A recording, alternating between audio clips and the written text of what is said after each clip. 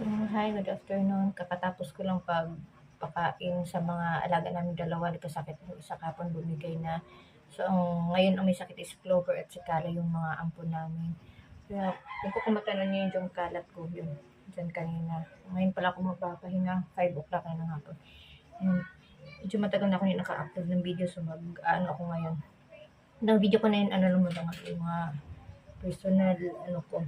So, ito na nga, yung mga alam mo yung mga pangyayari ngayon na ano, yung alam mo yung matagal ko na talagang gusto tong i-topic yung ano kaso lang, alam mo yung abot-abot na yung mga pangyayari sa buhay kahit yung ngayon yung nangyari sa iba, nangyari din sa iyo. So, parang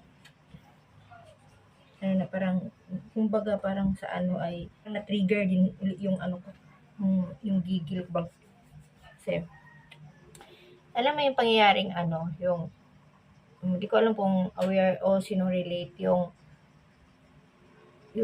hindi ka sapat sa kanila. Diba? Parang ginawa mo na lahat ng kabutihan. Sa tingin mo kabutihan yun na para sa kanila, para sa ibang tao. Pero parang tingin mo hindi ka pa rin sapat sa kanila. Parang hindi ka pa rin natanggap. Parang ganun. Mapamilya man o kaibigan o kakilala. Sa mga kakilala hindi masyado. At hindi ka masasaktan kasi kakilala mo lang naman sila. Wala kayong masyadong ano, yung malalim na samahan, pero yung kaibigan, tapos kamag-anak mo, masakit yun. O, yan na nga, no? Diba ngayon kahit saan, sa mga social media, sa mga paligid, o kung ano, may nangyayari talaga na, parang, magkamali ka lang ng isa, pipitik na yan ng bongga para sa kanila. Wait lang. Yung putla-putla ko. Ito na nga. Kasi, yan nakarelate ako kasi, ngayon kasi, tulad sa akin, parang, hindi ko siya ano na lang kung para kanino, sana sa mga tao sa paligid ko. Alam mo yung ano, alam mo yung kahit anong gawin mo sa kanila, hindi ka sasapat. Yung, kahit anong, kunyari, hindi naman tayo magsusumbat, no? Pero alam mo yung, parang habang buhay ka, na parang may utang na loob sa kanila. Parang gano'n. Na alam mo naman, wala ka naman talagang utang na loob sa kanila. Pero, parang, alam mo parang parang nagkakaroon ka na lang tuloy na hindi mo na lang din alam kung bakit, kung saan at bakit kailangan, kunyari, mauobliga ka. Parang ganun. Pag ako or pag kami nakatulong sa kanila or nagbigay sa kanila, alam mo yung parang baliwala. Parang wala lang, parang wala lang. Ni thank you. Siguro sa mga ganyan, kunti lang. Ako kasi hindi talaga ako madamot ng tao. Nasasabi lang nilang iba, madamot ako pag may hiniling sila sa akin at hindi ko maibigay na ako nga wala eh. Siyempre, wala naman akong anong sasabihin ka, so hindi ko maibigay. Pero alam ko kung anong sobra sa akin, nagbibigay talaga ako. Kung anong sobra sa amin, binibigay ko talaga. Kaya doon ko naisip na hindi ako madamot. Na naging madamot lang ako sa mga taong hindi nakokontento. Yung mga taong binigyan mo na kulang pa para sa kanila. Yun. Kaya doon ako na naiinis, doon ako na nanggigigil talaga ako na para bang ano pa bang kulang, binigay na sa inyo. Ni pag thank you nga, hindi. Ako kasi kay thank you lang talaga na yung thank you yung totoo na galing sa puso. Yun lang talaga. Kasi ang sarap sa pakiramdam magbigay ka, tapos ang kapalit ng magbigay ka is thank you. Yun lang talaga, yung appreciation na makikita mo din, nagbumula sa kanila at makikita mo sa mukha nila, parang ang sarap sa pakiramdam, parang gano'n. So, yun no, hindi ko siya, siguro sa palagay natin sa, kunyari, sa 10, siguro ang nagbabalik lang ng thank you dyan ay mga 2, 3. Sana yung mga ganyan, no, yun yung mga taong dumadami. At ang sarap bigyan ng mga ganyang klaseng tao. Yung pag binigyan mo kahit simple lang binibigay mo, parang, thank you, parang gano'n. So, yun lang, parang ang sarap magbigay. Kasi ako kasi, kahit anong ibigay nyo sa akin, kahit, alam mo yung, ano kasi ako yung pag kung ano bigay mo sa akin, parang binabalik ko yan siya na masigit pa kasi ayoko magkaroon ng utang na loob. Kasi alam ko, sa likod sa utak ko, alam ko kasi kung anong, at kilala ko kasi kung anong klaseng tao sila. So parang, yung binigay nila sa akin, ibibig deal nila yun. Parang, ikaw, nabigyan nga kita. Kaya ako, hanggat maaari, binabalik ko sa kanila yun na masobra pa. Ganun yun. Kasi kilala ko sila. And ako, nagti-thank you talaga ako. Yun nga, yung way ko ng pag-thank you is yung pag-give back sa kanila ng masigit pa sa binigay nila. Kasi, syempre, inisip ko kasi nag-effort sila. Di ko alam kung talagang bukal sa puso nila yung pagbigay sa akin or dahil alam nilang may kapalit, papalitan ko. Parang ganun. So,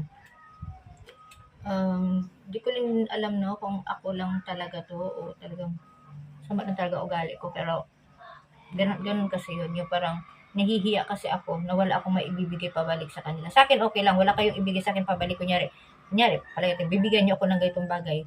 Hindi ako nag-expect ng palitan niyo yan. Ang sa akin lang is thank you. Mag-thank you lang talaga kayo. Yun lang. Yun lang, thank you. Kasi parang ang sarap sa pakiramdam. Mahimili kasi talaga ako magbigay-bigay. Kahit ano yung mga buting-buting ting, kahit ano, pagkain, bagay, kung ano. Kahit pera, pamasko, ganyan. Basta thank you lang ang kapalit. Kasi, pag pakiramdam ko kasi pag hindi nag-thank you, parang may utang na loob ako sa kanila na hanggang ngayon binabayaran ko. Parang may utang na loob pa rin ako na hanggang ngayon na parang kailangan tanggapin ako. Parang ganun. Ang tanda-tanda na, di ba? Tapos ganyan pa rin. Yung hanggang ngayon ba ganun pa rin pakikitungo sa akin. Hello. So, yun lang. Kasi naano ko lang na napansin ko lang kasi na pag sa iba nakikita ko na pag sila binigyan ng iba, alam mo, nakikita ko yung appreciation nila dun sa tao sobra-sobra yung parang basta nakikita ko sa ganito ganyan marunong naman pala ito mag-thank you dahil binigyan ni ganito, marunong naman pala ito mag-thank you, marunong naman pala ito mag-appreciate. Pero bakit nung ako ang nagbigay ni thank you wala man, ulo nakangiti naman ang tinanggap, pero alam mo yung thank you wala talaga, as in wala talaga. Kasi naisip ko na lang kung bata lang sana yung binigyan ko. Pag bata kasi kunya nagbigay ako sa bata, kahit simple lang yan, barya, candy, kung ano damit niya, pagkabigay ko sa bata, tinuturuan ko na, o say thank you. Ganyan. Thank you tita, thank you auntie, thank you ninang, pag ganyan. Pero kasi dahil matanda na sila, alam mo yun, parang pagkabigay mo, pagkatapos, wala na, tahimik na, wala nang kasunod. Parang, ang lungkot. So, siya, hindi mo pwede sabihin, wala malang thank you dyan kasi, siyempre, baka ma-offend din yun. So, yun lang sa akin, no? Yung ganun lang, simple lang na thank you. Kasi parang ang gaan sa pakiramdam, yun lang talaga yung hinanakit ko.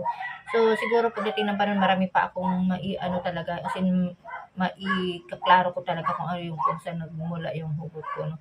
Kasi napansin ko lang kasi sa paligid, nakikita ko sa social media, nababasa ko sa paligid, sa nangyayari, sa narinig ko. Parang, ang tao, pag hindi ka gusto, kahit ibigay mo kung halos anong meron ka, pag hindi ka nila gusto, hindi ka nila ma-appreciate, baliwala ka.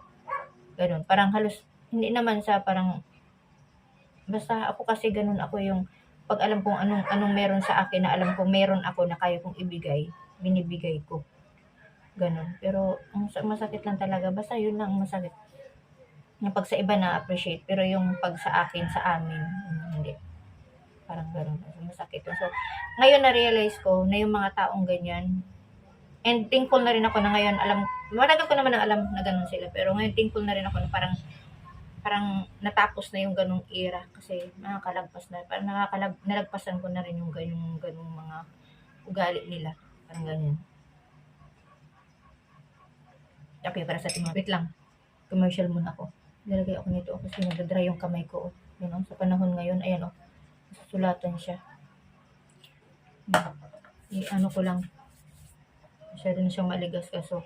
Ang ano lang natin dito, no, kaya ako sa mga anak ko, sabi, ilay kong tinuturo, kahit anong matanggap niyo mga regalo, kahit regalo man yan na, alam mo yung mga bagay or tinulungan kayo, parang ganyan.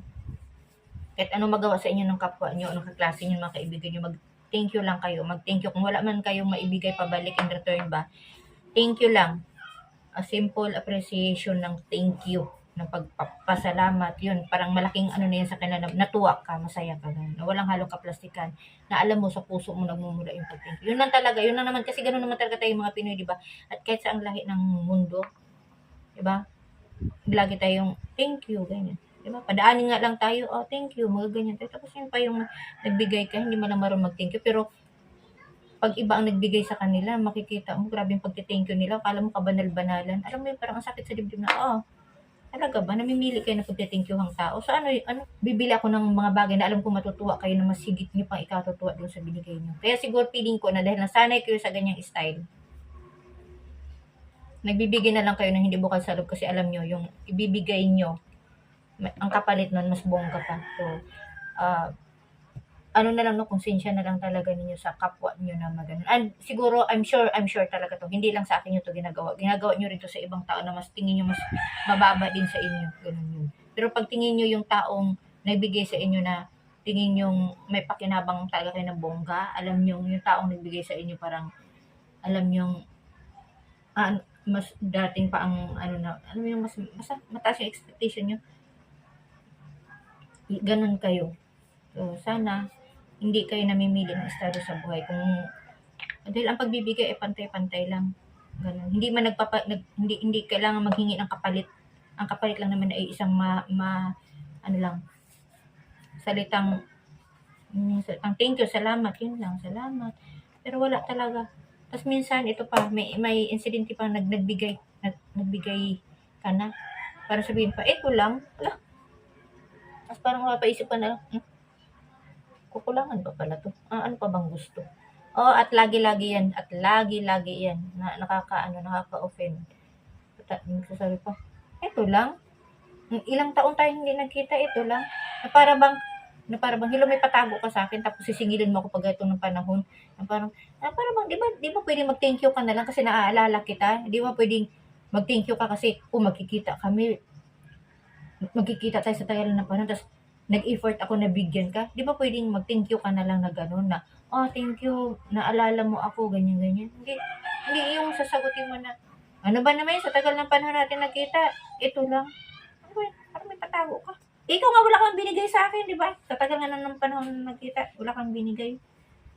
So, yun na lang yung mag-isip ka din na, dito ang pera dito hindi naman pinupulot. Diyos ko, pinagtatrabahuhan, kinakuba na ng trabaho yung mga tao tapos ganyan lang. Oh.